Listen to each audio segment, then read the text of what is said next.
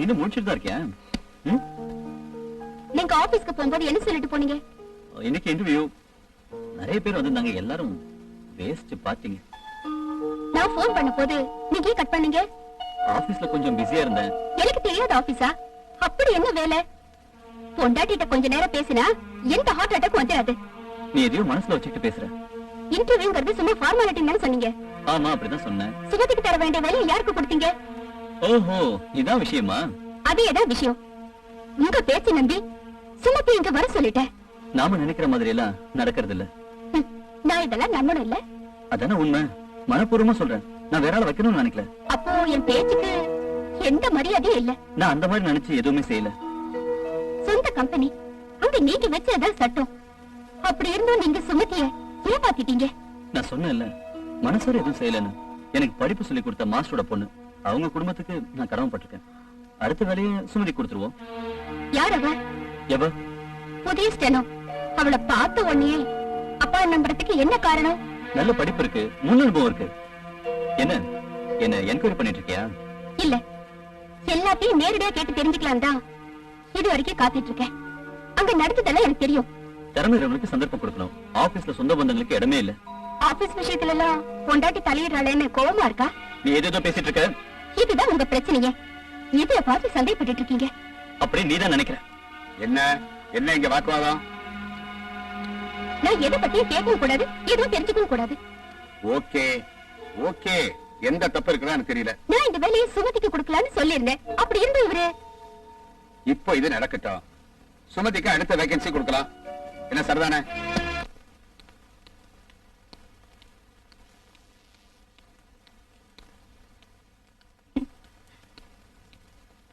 சித்ரா, நேத்து நாள் தூங்கவே முடியல. அழகான பொண்டாட்டி இருக்கிற கணவன்மார்களோட அவஸ்தை இதுதான். சொல்றேன், தப்பா நினைக்காதீங்க. நீங்க இங்க வந்தது சரியில்லை. நீங்க இருக்கும்போது என்னால அங்க எப்படி சமாதானமா இருக்க முடியும்? இந்த சென்டிமெண்ட்ஸ் எல்லாம் எப்பவோ செத்து போச்சு. சித்ரா, நாம சேர்ந்து சுத்தின நாட்களை, அனுபவங்களை அவ்வளவு ஈஸியா மறக்க முடியுமா? மறக்கிறதுக்கு நான் முயற்சி பண்ணிட்டு என்னோட வாழ்க்கையை, சொந்தங்களை எல்லாத்தையும் எதுவும் நாம தெரிஞ்சு செய்யலையே சொன்னா. இத பாரு, ஆண்டவன் கருணையால ஒன்னா சேர்ந்திருக்கும். ப்ளீஸ். இதுதான் உங்க எண்ணம்னா வேண்டாம், நீங்க போகலாம். சித்ரா, பழைய காதல் கதையை சொல்றதுக்கும் நினைவுபடுத்துறதுக்கும் நீங்க வந்தீங்களா? சித்ரா, நீ என்ன வேணாலும் சொல்லு, நான் தப்பா நினைக்க மாட்டேன். ஆனா என் மேல பழி போடாத. எதிர்ப்பு தெரிவிச்சது உங்க அப்பா தான். வருஷக்கணக்கான பழக்கம், மனசார காதலிச்சோம், கணவன் மனைவி மாதிரி வாழ்ந்தோம். என்னோட முதலும் கடைசியான காதல் இது போதும். இந்த ஜென்மம் இப்படியே இருக்கட்டும். இப்படி நீயே உனக்கு தண்டனை கொடுத்துக்காத. விதியை தோக்கடிக்கிறதுக்கு நமக்கு சந்தர்ப்பம் கிடைச்சிருக்கு.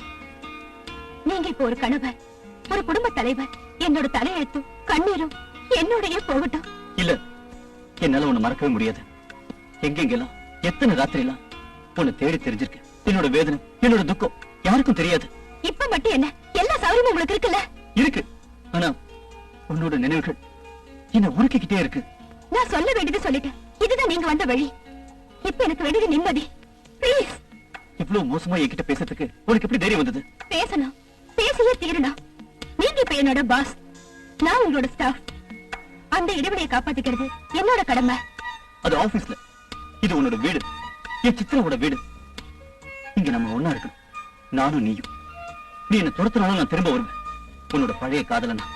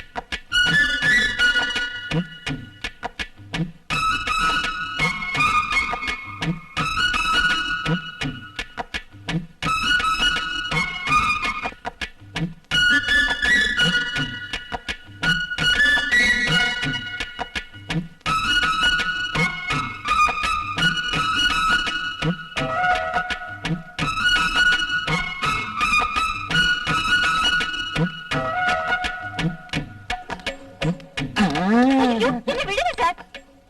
அவங்க எல்லாம் ஷாப்பிங் போயிருக்காங்க. எனக்கு தெரியும். உனக்கு என்ன வேணும்? நாம இன்னைக்கு ஷாப்பிங் போலாம். தனியா நீங்க போனா போதும். அப்படி எல்லாம் சொல்லாத. உங்க அம்மா கிட்ட இருந்த காதல் எனக்கு உன்கிட்ட வந்துருச்சு. எனக்கு அதுதான் பயமா இருக்கு. பயப்படாத. நான் என்ன வேற ஆளா? இந்த தொடர வேலையெல்லாம் வேண்டாம். பின்ன எப்படி? இங்க வா. அப்படின்னா நீங்க எனக்கு ஒரு செயின் வாங்கி தரணும். ஒன்னு 9 செயின் வாங்கி தரேன். உன்னை இந்த வீட்டு மகாராணி ஆக்குறேன். இல்லன்னா நான் இந்த வீட்டு முன்னாடி சத்தியாகிரகம் இருப்பேன். ஜாக்கிரதை. ஐயோ சார் சார். என்ன சிந்து, நான் ஒரு கையெழுத்து வாங்கணும். சார் இல்லையா? சார் ஆபீஸ்ல தான் இருப்பாரு. அங்க இல்லையே. முக்கியமான ஃபைல் இது. இங்க யாரும் இல்ல. நான் மட்டும் இருக்கோம். நீ கையெழுத்து போடுறியா? சீ, அனாவசியமா பேசணும் தெரியும். அனாவசியமா இல்ல, அவசியமானதுதான். நீ மார்க்கெட்டுக்கு போகும்போது நான் பாப்பேன். எதை? உன் அழக. ஐ லவ் யூ சிந்து. சரிதான் போயா. அந்த கிழவன் இருக்கான்ல, அவன் ரொம்ப மோசமானவன். நீ அவனை நம்பாத. அவன்கிட்ட நீ ஜாக்கிரதையா இருக்கணும். அவர்தான் எனக்கு ரொம்ப உதவி பண்றவரு. நானும் செய்யறேன் சிந்து. ஆமா, நீ இங்க என்ன பண்ணிட்டு இருக்க? ஒண்ணு இல்ல, கையெழுத்து வாங்கணும். ம். ம். ஆண்டவா.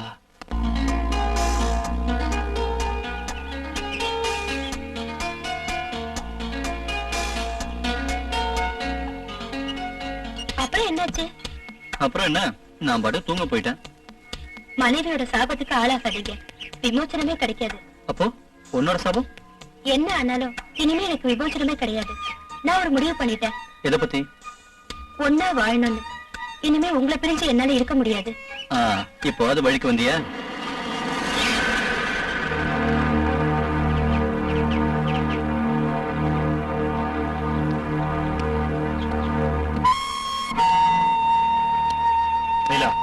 நேர்ல பார்த்த விஷயத்தை தான் நான் சொல்றேன். ரவி, விளையாடுறதுக்கு ஒரு அளவு இருக்கு. விளையாட்டு இல்ல, உங்க அக்காவை உங்க மாமா மோசம் பண்ணிட்டு இருக்காரு. நான் இதை நம்பவே மாட்டேன். நம்ப வேண்டாம். ஆனா இந்த விஷயம் ஊருக்கும் ஆபீஸுக்கும் தெரியும்.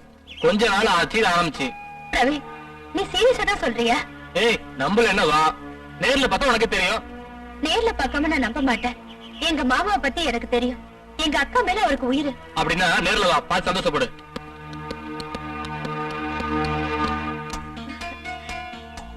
என்ன அப்படி பாக்குறீங்க? ஆசைதான். எவ்வளவு பார்த்தாலும் ஆசை அடங்க மாட்டேங்குது. பார்த்துட்டே இருந்தா போதுமா?